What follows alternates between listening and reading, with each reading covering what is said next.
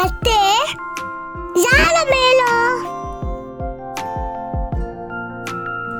ಒಂದು ದಿನ ಪೆನ್ ಮತ್ತು ಪೆನ್ಸಿಲ್ ತಮ್ಮ ಸಾಮರ್ಥ್ಯದ ಬಗ್ಗೆ ಜಗಳ ಮಾಡಲು ಪ್ರಾರಂಭಿಸಿದರು.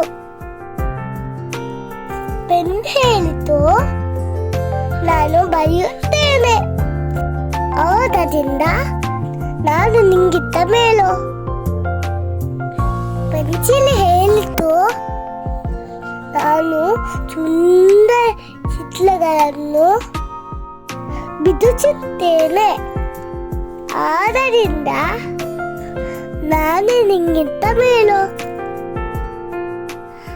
ಅವರು ಹೀಗೆ ಜಗಳ ಮಾಡ್ತಿದ್ವಾಗ ಅಲ್ಲಿ ವಿದೇಶದ ಬಂತು.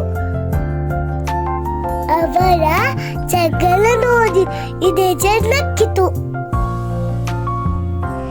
ಪೆನ್ ಮತ್ತು ಪೆನ್ಸಿಲ್ ಜಗಳ ನಿಲ್ಲಿಸಿ ವಿದೇಶದದ್ದು ಕೇಳಿದರು, ನೀನು ಯಾಕೆ ನಗರುದು? ವಿದೇಶದಲ್ಲಿ ಹೇಳಿತು, ನಾನು ನಿಮ್ಮಿಬ್ಬರಿಗಿಂತ ಮೇಲು. ಪೆನ್ ಮತ್ತೆ ಪೆನ್ಸಿಲ್ ಕೇಳಿದರು, ಹೇಗೆ?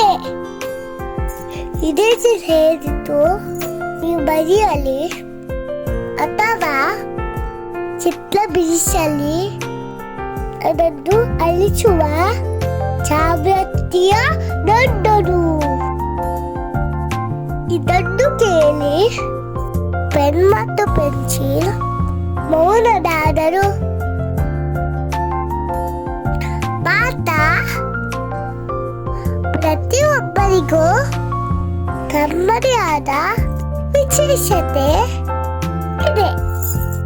ಯಾರು ಯಾರಿಗಿಂತ ಕಡಿಮೆ ಅಥವಾ ಹೆಚ್ಚು